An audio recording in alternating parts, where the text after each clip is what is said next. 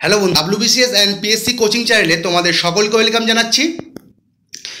আজকে আমি তোমাদের জন্য আপকামিং যে পিএসসি ক্লার্কশিপ ও পিএসসি মিসলেনিয়াস পরীক্ষাটা আসছে তার জন্য একটা general studies general studies series নিয়ে এসেছি। আশা করি এই কোশ্চেনগুলো তোমাদের এই দুটো পরীক্ষাতে খুবই কাজে আসবে। ভিডিওটা শুরু করার আগে তোমাদের সকলকে অনুরোধ জানাচ্ছি, যদি আমার ভিডিওগুলো ভালো লাগে তাহলে আমার ভিডিওটাকে লাইক করো, কমেন্ট করো ও চ্যানেলটাকে সাবস্ক্রাইব করো, পারলে শেয়ার করো। যদি খারাপ লাগে ডিসলাইক করো, কমেন্টে জানিও।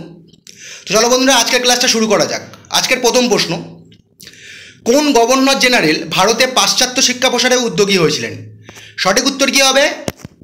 Lord William Bentinck. তাহলে কে ভারতে পাশ্চাত্য শিক্ষা প্রসারে উদ্যোগী হয়েছিলেন? প্রথম লর্ড উইলিয়াম বেন্টিক। এই সম্বন্ধে নোট দেখো, উইলিয়াম বেন্টিক কে ছিলেন? বাংলার শেষ গভর্নর জেনারেল ছিলেন। কত সাল থেকে কত সাল অবধি? 1828 থেকে 1833 সাল অবধি। আর তিনি ভারতের প্রথম গভর্নর জেনারেল ছিলেন 1833 থেকে 1835 সাল অবধি।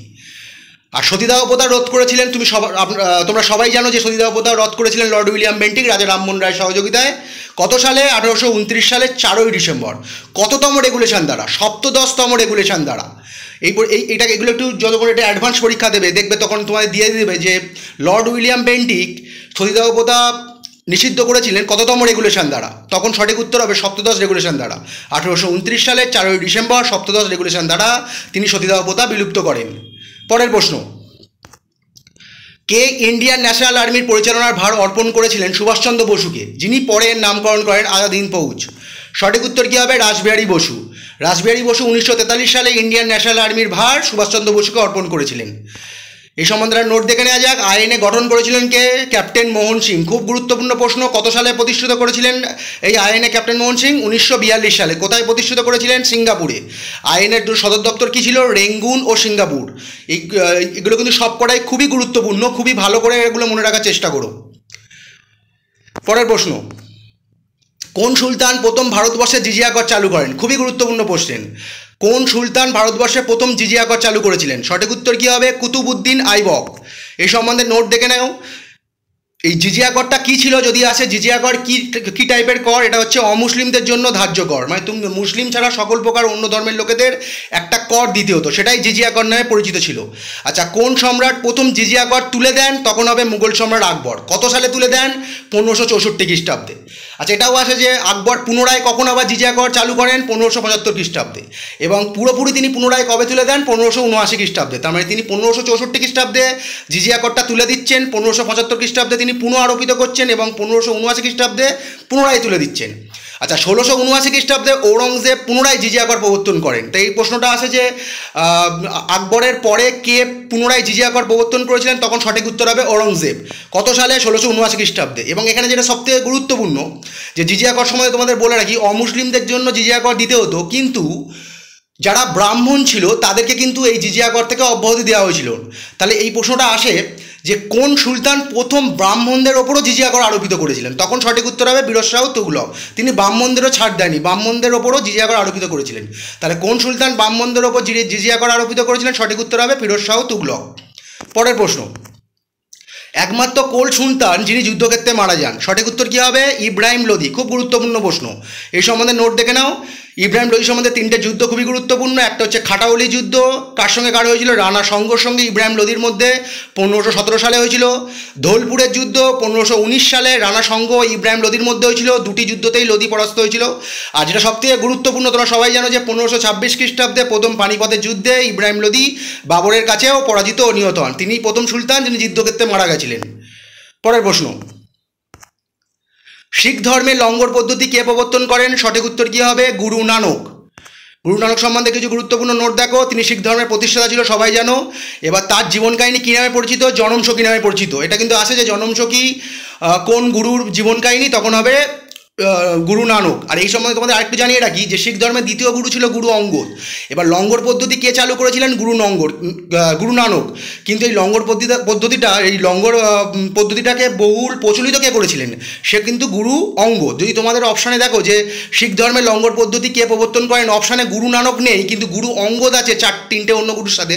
গুরু নানক যদি না থাকে, সঠিক উত্তর কিন্তু তোমরা গুরু অঙ্গদ দিও, কারণ তিনি এই লঙ্গর পদ্ধতিটাকে বহুল প্রচলিত করেছিলেন। পরের প্রশ্ন, লীলাবতী গ্রন্থটি কে রচনা করেন? খুব গুরুত্বপূর্ণ প্রশ্ন। সঠিক উত্তর কী হবে? ভাস্করাচার্য।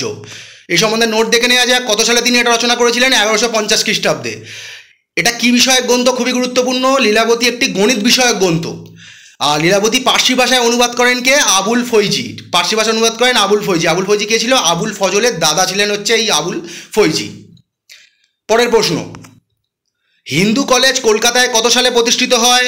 সঠিক উত্তর হবে 1817 সালে। এই সম্বন্ধে নোট দেখে নেওয়া হয়। কে প্রতিষ্ঠিত করেছিল? 1817 সালে রাজা রামমোহন রায় প্রতিষ্ঠিত করেছিল। 1855 সালে এই কলেজের নাম পরিবর্তিত হয় প্রেসিডেন্সি কলেজ। আর 2010 সালে সবাই জানো প্রেসিডেন্সি কলেজ এখন একটা স্বয়ংসম্পূর্ণ বিশ্ববিদ্যালয়। 2010 সালে এটা বিশ্ববিদ্যালয় হিসেবে স্বীকৃতি পেয়েছে। তা তোমাদের এই সম্বন্ধে জানিয়ে রাখি, রাজা রামমোহন রায় কিন্তু একা এই কলেজ প্রতিষ্ঠিত করেননি। এই কলেজ প্রতিষ্ঠা করার জন্য একটা কমিটি গঠন হয়েছিল। সেই কমিটির হেড ছিলেন রাজা রামমোহন রায়। তিনি আলেকজান্ডার ডাফ ও ডেভিড হেয়ারের সহযোগিতায় এই কলেজটা প্রতিষ্ঠিত করেছিলেন। কিন্তু আমাদের প্রশ্নেতে আসে যে হিন্দু কলেজ কে প্রতিষ্ঠা করেছিলেন, তখন সঠিক উত্তর হবে রাজা রামমোহন রায়। অপশানে দেখবে তিনটে অন্য অপশানের সঙ্গে রামমোহন রায়ই থাকবে, তখন সঠিক উত্তর কিন্তু রামমোহন রায় হবে। রামমোহন রায় অ্যাকচুয়ালি এই যে কমিটিটা তৈরি হয়েছিল তার হেড ছিলেন। চলো বন্ধুরা, পরের প্রশ্ন, কোন রাজা শিলাদিত্য উপাধি গ্রহণ করেন? সঠিক উত্তর কী হবে? হর্ষবর্ধন। তাহলে এই সম্বন্ধে নোটগুলো দেখো। হর্ষবর্ধনের রাজত্বকালে হিউয়েন সাং ভারতে এসেছিলেন। তাহলে হিউয়েন সাং কোন রাজার রাজত্বকালে ভারতবর্ষে এসেছিলেন? হর্ষবর্ধনের। চালুক্যরাজ দ্বিতীয় পুলকেশীর কাছে হর্ষবর্ধন যুদ্ধে পরাজিত হয়েছিল। খুব গুরুত্বপূর্ণ প্রশ্ন যে হর্ষবর্ধন কোন রাজার কাছে যুদ্ধে পরাজিত হয়েছিলেন? চালুক্যরাজ দ্বিতীয় পুলকেশীর কাছে। এটা WBCSও এসেছিল। এবং তার রচিত তিনটে উল্লেখযোগ্য নাটক হচ্ছে নাগানন্দ, প্রিয়দর্শিকা, রত্নাবলী। এবং তার সভাকবি কে ছিলেন? বাণভট্ট। বাণভট্টের রচিত একটা গুরুত্বপূর্ণ গ্রন্থ কি? হর্ষচরিত। সেখান থেকে যদি আসে হর্ষচরিত থেকে কোন রাজার সম্বন্ধে জানা যায়? হর্ষবর্ধন থেকে। এবং তিনি সকলোত্তর পথনাথ নামেও পরিচিত ছিলেন। এই উপাধিটা তাকে দিয়েছিলেন রবি কীর্তি, যিনি দ্বিতীয় পুলকেশীর সভাকবি ছিলেন। চলো বন্ধুরা, পরের প্রশ্ন, রানী গাইডুলু ইংরাজ বিরোধী এক বিদ্রোহী নেতা, কোন রাজ্যে জন্মগ্রহণ করেন? সঠিক উত্তর কী হবে? মণিপুর। এই রানী গাইডুলুকে রানী উপাধিটা কে দিয়েছিলেন? জওহরলাল নেহেরু। কত সালে তিনি পদ্মভূষণ পান রানী গাইডুলু? 1982 সালে। খুব গুরুত্বপূর্ণ প্রশ্ন। পরের প্রশ্ন, মুসলিম লীগ কোন সালে পৃথক পাকিস্তানের দাবি তোলে? খুব গুরুত্বপূর্ণ প্রশ্ন এটা। 1940 সালে মুসলিম লীগ পৃথক পাকিস্তানের দাবি তোলে। তো এই সম্বন্ধে মুসলিম লীগ সম্বন্ধে কিছু জানিয়ে রাখি তোমাদের। কত সালে মুসলিম লীগ প্রতিষ্ঠিত হয়েছিল? 1906 সালে। কোথায় প্রতিষ্ঠিত হয়েছিল? ঢাকাতে। কে প্রতিষ্ঠিত করেছিলেন? নবাব সলিমুল্লাহ। আর এই মুসলিম লীগের প্রথম সভাপতি কে ছিলেন? সুলতান মোহাম্মদ শাহ আগা খান, যিনি কী নামে পরিচিত ছিলেন? যিনি তৃতীয় আগা খান নামে পরিচিত ছিলেন। খুব গুরুত্বপূর্ণ প্রশ্ন, মুসলিম লীগের প্রথম সভাপতি কে? তখন হবে তৃতীয় আগা খান। আর এই যে 1940 সালে যেখানে পৃথক পাকিস্তানের দাবি ওঠে মুসলিম লীগের অধিবেশনে, এটা কোথায় বসেছিল? লাহোরে বসছিল। আর 1916 সালে কংগ্রেস ও মুসলিম লীগের মধ্যে লগ্ন চুক্তি স্বাক্ষরিত হয়েছিল। খুব গুরুত্বপূর্ণ প্রশ্ন। পরের প্রশ্ন, সাম্প্রদায়িক বাটোয়ারা নীতি কে চালু করেছিলেন? সঠিক উত্তর হবে র্যামসে ম্যাকডোনাল্ড। কত সালে? 1932 সালে। সাম্প্রদায়িক বাটোয়ারা নীতি কে চালু করেছিলেন? Ramsay McDonald. এই সম্বন্ধে তোমাদের জানিয়ে রাখি, আমার নোটটা লেখা হয়নি। এই সাম্প্রদায়িক বাটোয়ারা নীতি বা কমিউনাল অ্যাওয়ার্ড কি? পৃথক পৃথক ধর্মের লোকেদের জন্য পৃথক পৃথক নির্বাচনের ব্যবস্থা করতে চেয়েছিলেন র্যামসে ম্যাকডোনাল্ড।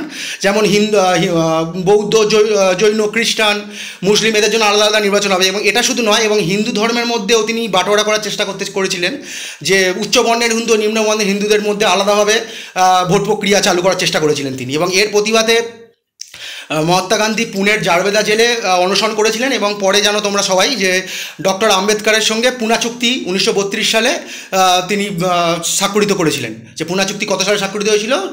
1932 সালে পুনা জেলে ডক্টর BR আম্বেদকর এবং মহাত্মা গান্ধীর মধ্যে। তখন তিনি অনশনটা তুলে নিয়েছিলেন।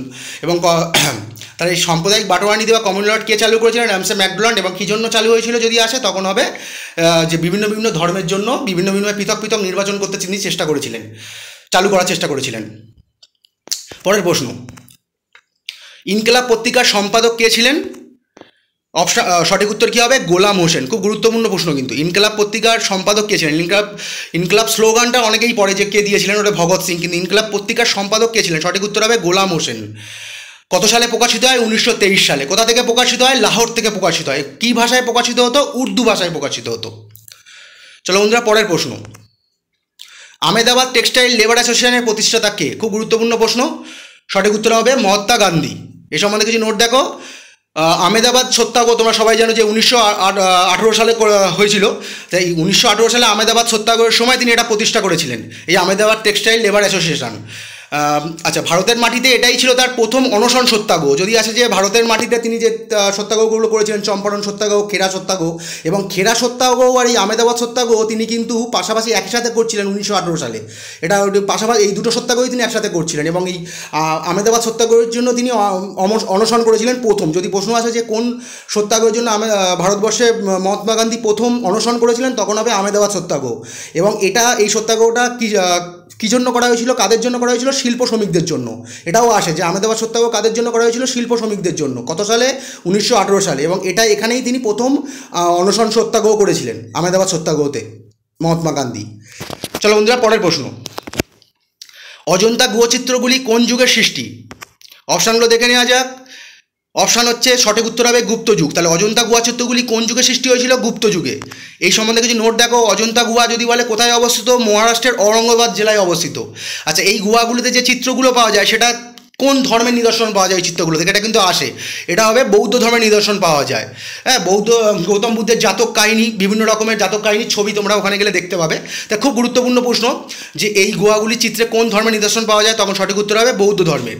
আর 1983 সালে এটা ইউনেস্কো ওয়ার্ল্ড হেরিটেজ সাইটের অন্তর্ভুক্ত হয়। তাহলে অজন্তা গুহা কত সালে ইউনেস্কো ওয়ার্ল্ড হেরিটেজ সাইটে অন্তর্ভুক্ত হয়েছিল? 1983 সালে। পরের প্রশ্ন। স্বপ্নবাসব দত্তা নাটকটির রচয়িতা কে? সঠিক উত্তর কী হবে? ভাস। স্বপ্নবাসব দত্ত নাটকটির রচয়িতাকে? সঠিক উত্তর ভাস। পরের প্রশ্ন। কোন মুঘল সম্রাটের সমাধিস্তম্ভ ভারতের বাইরে অবস্থিত? খুব গুরুত্বপূর্ণ প্রশ্ন। সঠিক উত্তর কী হবে? জাহাঙ্গীর। জাহাঙ্গীরের জন্ম কবে? 1569 সালে, মৃত্যু 1645 সালে। তাহলে এই জাহাঙ্গীর সম্বন্ধে কিছু গুরুত্বপূর্ণ নোট দেখে নেওয়া যাও। জাহাঙ্গীরই একমাত্র মুঘল সম্রাট যার সমাধি কিন্তু ভারতবর্ষের বাইরে অবস্থিত। কোথায় অবস্থিত যদি বলে? লাহোরে অবস্থিত। তার প্রকৃত নাম কি ছিল? নুরুদ্দিন মোহাম্মদ সেলিম। আচ্ছা, জাহাঙ্গীর ন্যায় বিচারের ঘণ্টা বা বেল অফ জাস্টিস স্থাপন করেছিল বিচারপ্রার্থীদের সুবিধার জন্য। কোন মুঘল সম্রাট তামাক নিষিদ্ধ করেছিলেন? জাহাঙ্গীর। তার রাজদরবারে দুজন খুব গুরুত্বপূর্ণ লোক এসেছিলেন। একজন হচ্ছে ক্যাপ্টেন হকিংস 1608 খ্রিস্টাব্দে, ও 1615 খ্রিস্টাব্দে স্যার টমাস রো, দুজনেই কিন্তু ইংলিশ রাজদূত ছিলেন। আচ্ছা, ক্যাপ্টেন হকিংসকে তিনি ইংলিশ খান উপাধি দিয়েছিলেন। যদি বলে যে ক্যাপ্টেন হকিংসে ইংলিশ খান উপাধি কে দিয়েছিলেন? জাহাঙ্গীর। আচ্ছা, তার আমলে চিত্রশিল্পের জনপ্রিয়তা খুবই বৃদ্ধি পেয়েছিল। যদি বলে যে কোন রাজার আমলে, মুঘল সম্রাটের আমলে চিত্রশিল্পের জনপ্রিয়তা বৃদ্ধি পায়, তখন হবে জাহাঙ্গীর। তার মাতা ছিলেন যোধাবাই, পরে তার নাম হয় মরিয়াম উজ জামানি। এটা দেওয়ার অর্থ হলো একমাত্র দুজন মুঘল সম্রাট ছিল যাদের মা ছিলেন হিন্দু। একজন হচ্ছেন জাহাঙ্গীর ও একজন হচ্ছেন শাহজাহান। তা তোমাদের আসতে পারে এই কোশ্চেন দুটো যে জাহাঙ্গীর ও শাহজাহানের মা কিন্তু হিন্দু ছিলেন। তা জাহাঙ্গীরের মা কে ছিলেন? যোধাবাই। পিতা তো আকবর, তোমরা সবাই জানো। আচ্ছা, তার একজন অন্যতম স্ত্রী, অনেক স্ত্রী ছিল, তার মধ্যে অন্যতম স্ত্রী সেটা আমি দিয়েছি মেহেরুন্নিসা। যেটা খুব গুরুত্বপূর্ণ প্রশ্ন যে নূরজাহান নামে কে পরিচিত ছিল, এই কোশ্চেনটা আসে, তখন হবে জাহাঙ্গীরের একজন অন্যতম স্ত্রী যার আসল নাম ছিল মেহেরুন্নিসা, যিনি নূরজাহান নামে পরিচিত ছিলেন। আচ্ছা, তিনি পঞ্চম শিখ গুরুকে অর্জনকে প্রাণদণ্ড দিয়েছিলেন। তাহলে পঞ্চম শিখ গুরু অর্জনকে কে প্রাণদণ্ড দিয়েছিলেন? জাহাঙ্গীর। আর তুজুকি জাহাঙ্গীরি কার রচনা? জাহাঙ্গীর রচনা করেছিলেন। এটার একটি আত্মজীবনী। খুব গুরুত্বপূর্ণ প্রশ্ন, নোটগুলো তোমরা দেখে নিও ভালো করে। পরের প্রশ্ন। জালালউদ্দিন মঙ্গলবাণী কে ছিলেন? অপশানগুলো দেখে নেওয়া যাক। জালালউদ্দিন মঙ্গলবাণী কে ছিলেন? খোয়ারজিম বা খিবার শাসক। এই সম্বন্ধে নোট দেখে নিয়ে যাও।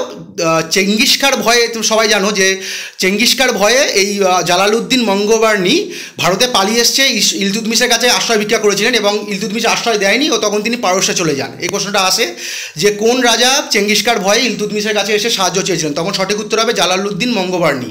এবার তিনি কোথাকার শাসক ছিলেন? খোয়ারজিম বা খিবার। আর এই খোয়ারজিম বা খিবার এখন কোথায় অবস্থিত? খোয়ারজিম হচ্ছে বর্তমানে উজবেকিস্তান ও তুর্কমেকিস্তানে, মানে কিছু অংশ উজবেকিস্তানে ও কিছু অংশ তুর্কমেকিস্তানে অবস্থিত।